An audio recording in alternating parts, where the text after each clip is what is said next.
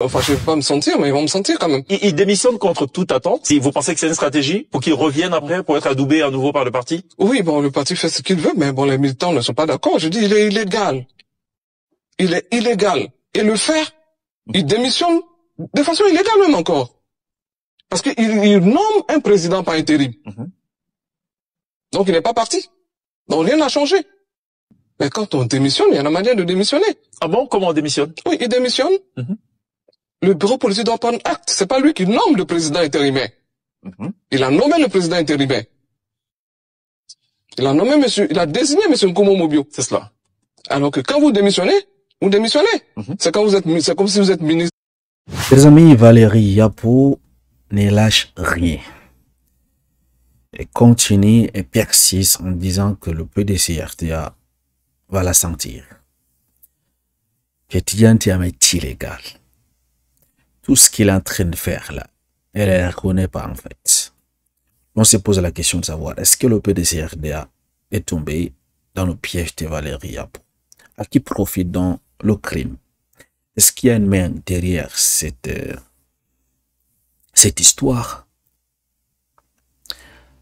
N'est-ce pas? Pourquoi est-elle acharnée contre Tidjane Thiam?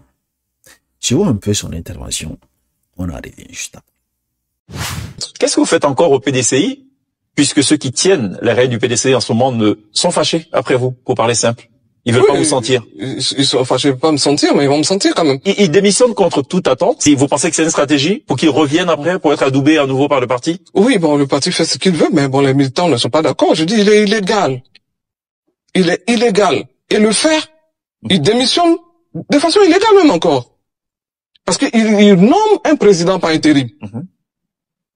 Donc il n'est pas parti. Donc rien n'a changé. Mais quand on démissionne, il y a la manière de démissionner. Ah bon? Comment on démissionne? Oui, il démissionne.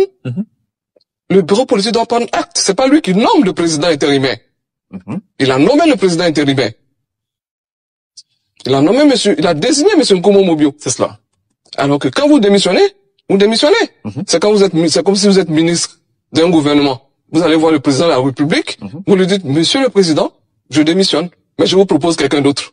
D'accord, mais les textes, par exemple, du PDCI disent qu'en cas d'indisponibilité du président du parti, c'est le doyen d'âge qui prend les rênes. Donc, on a presque envie de dire que les choses se sont un peu normalisées. Donc, ce bureau politique, quelque part, il est légitime. Vous ne pensez pas? Non, je ne pense pas. C'est toujours illégal. Mais le fait que les militants aient quand même adoubé Tidjane Thiam à plus de 99%. C'est ce que je l'ai dit. Vous pensez qu'ils sont tous manipulés? Bien sûr, on les a trompés. On a l'impression que vous faites de la personne Tidjane Thiam une obstination parce que vous ne parlez que de lui, vous parlez pas de lui et par exemple des sages qui l'ont adoubé, du bureau politique et de ce nombre écrasant de militants du PDCI qui le soutiennent tout de même. Mais justement, je veux dire qu'il a trompé les militants. Vous m'avez jamais vu en 30 ans en train de parler comme ça du PDCI et RDA. C'est parce que j'ai dit trop tôt la vérité. C'était une sanction, mais on pourrait juste me donner un avertissement. Il faut partir de nos sanctions. Mais c'est parce que j'ai été radié carrément, sans avertissement, et je trouve que pour avoir fait 2 fois la prison pour le PDCI et RDA, franchement, je pensais que c'était une sanction très lourde et injuste. Est-ce qu'il y a une tentative de règlement à l'amiable? Écoutez, ok, pas de problème, on constate que vous avez raison, mettons bas la terre, essayons d'arranger les choses pour qu'on ait par exemple le meilleur champion pour le 25 octobre 2025. Est-ce qu'il y a eu une telle approche au niveau du Non, pas du tout. Mais je vais vous dire une chose. Il n'y a jamais eu d'approche. On aurait pu régler ça en famille s'il m'avait pas radié et en m'envoyant un huissier de justice. Donc, c'est un peu de la vengeance, on dirait. Vous avez été réintégré, faut le rappeler. Non, mais quelqu'un qui est illégal, je peux pas accepter sa réintégration, sinon je reconnais qu'il est président. Donc, je n'ai jamais reconnu ce document. Tidjane Thiam, vous n'en voulez pas du tout à la tête du PDC-RDA parce qu'il ne respecte pas les conditions. Par ricochet, vous ne voulez pas donc de son bureau exécutif qui, lui, donc, est illégal. Vous estimez qu'il y a eu un forcing de la part de quelques membres du Conseil des sages pour le positionner. En d'autres mots, vous n'êtes pas d'accord avec beaucoup de gens au PDCI-RDA. Est-ce qu'il y a quand même des membres influents du PDCI qui pensent comme vous?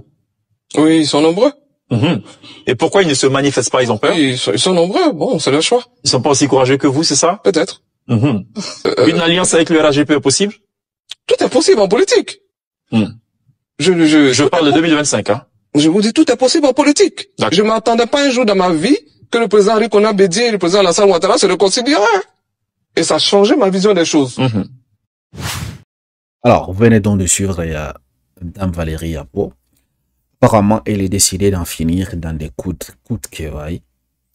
Faire, n'est-ce pas, sauter Tidjane Thiam. D'ailleurs, elle a déjà réussi, donc, si on peut dire, le premier pas, parce qu'elle a Tidjane Thiam a démissionné, comme elle dit qu'elle ne connaît pas, en fait, parce que déjà, son mandat était illégal. On se pose la question de savoir pourquoi est-elle acharnée contre, n'est-ce pas? Apparemment, ce n'est pas contre le PDCRDA qu'elle est acharnée, c'est contre Tidjane Thiam, en fait. La réponse, parmi les réponses qu'elle a données, pourquoi est-ce qu'elle veut détruire Tidjane Thiam? En fait, c'est parce qu'elle a été radiée sans avertissement. Et en plus de cela, ils ont envoyé, le PDCRDA lui a envoyé un huissier de justice pour remettre, n'est-ce pas, cette radiation. Donc, voilà pourquoi elle est décidée d'en finir dans des côtes avec, n'est-ce pas, toutes ces personnes-là qui sont autour de Tidjane Thiam avec, n'est-ce pas, ces bureaux, selon elle, illégaux. Lorsque elle a porté cette affaire devant la justice, le PDCRDA l'a réintégrée, en fait. Justement, c'est de qu'elle parle ici. Elle dit qu'elle ne reconnaît pas l'intégration, la réintégration signée par une personne illégale. Vous voyez un peu.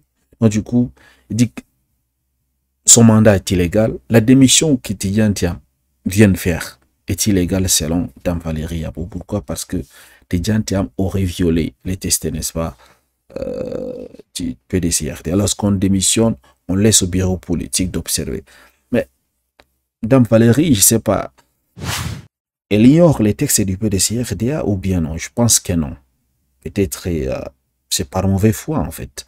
Puisque le test du PDCRDA dit que c'est le doyen d'âge en cas de démission, d'absence du président du parti qui récupère sa place, en fait. Et c'est ce qui a été fait d'une façon. Mais je ne comprends pas pourquoi elle dit que sa démission est illégale.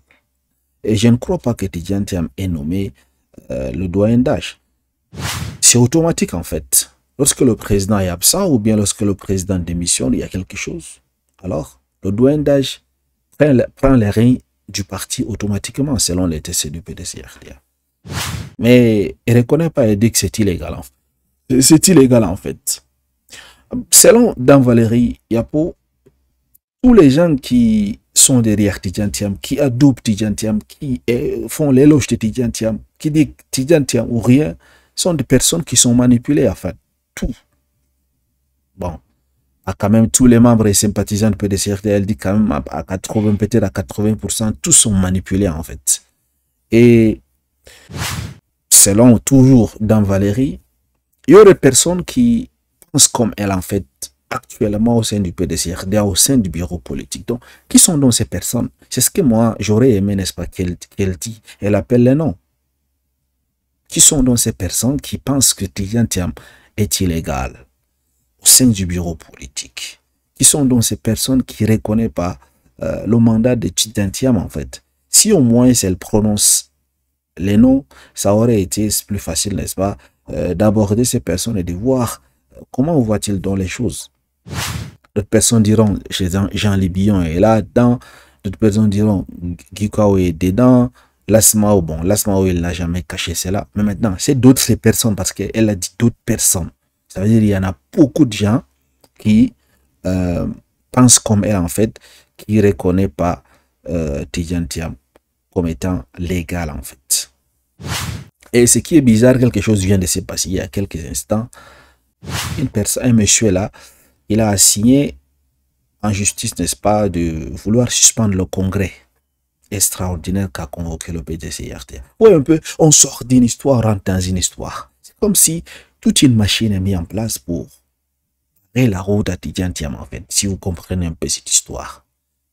Tout est fait pour l'empêcher, en fait, de présider ces partis politiques. Et qui sont derrière cette histoire? Ou bien c'est juste, c'est tout simplement parce que Tidjane Thiam n'a pas respecté les tests du PDCRDA. C'est tout ça qui a occasionné, n'est-ce pas, cette histoire. Mais quand même, c'est pas simple, en fait. On finit avec ceci. Ah, l'autre revient encore. Dites-moi, qu'en pensez-vous donc de Dame Valérie Yapo? Parce qu'elle a dit les gens du PDCRDA, dont les militants là, qui les détestent, vont continuer à la sentir. Genre, elle va pas lâcher cette affaire jusqu'à ce qu'elle détruise Tidjantia. C'est ça sa décision en fait. Mais moi, là, sincèrement, je pense que ça va trop loin. Hein? Ça va trop loin parce que ce qu'elle est en train de faire, ça peut vraiment donc causer du tort à ces partis politiques si ça n'a même pas déjà été encore fait. Parce que vous voyez toutes ces turbulences qui traversent le parti, le PDC-RDA, et que les élections, c'est là. C'est dans 5 mois, disons dans 6 mois. Et jusqu'à là, le PDC-RDA n'a toujours pas cette direction. Le PDC-RDA désorganisé, sauf si c'est ça en fait le but visé par cette opération de déstabilisation, si je peux l'appeler ainsi en fait, sauf si c'est ça le but, genre mettre le PDC-RDA tout le temps dans des situations qui ne vont pas finir. On sort dans cet épisode, on rentre dans l'autre épisode, on sort de cet épisode, on rentre encore dans l'autre, ainsi de suite. Et là, le parti n'aura pas le temps de se préparer des élections qui s'approchent. Vous voyez un peu. Et lorsque vous n'êtes pas préparé, d'office, il y aura l'échec. Mais jusqu'à là, ma dernière question reste, vous me répondez en commentaire. Si jamais, toutes ces choses-là, parce que je suis vu que Tidjantia m'a fait une demande, n'est-ce pas, de certificat de nationalité, et il a interpellé le ministre de la Justice. Si après tout ça, si quelqu'un était derrière cette histoire, selon vous, qui pourrait être le plan B, n'est-ce pas, du PDC-RDA afin qu'il puisse remporter les élections de 2025? Dites-moi en commentaire. Parce que ça peut finir au plan B, hein? Vous voyez comme ça, là, c'est possible. Voilà. Mais on observe. Demain, la décision de la justice va tomber. On observe, on voit ce qui va se passer. Merci de m'avoir suivi. Excellente soirée. À vous. À très bientôt.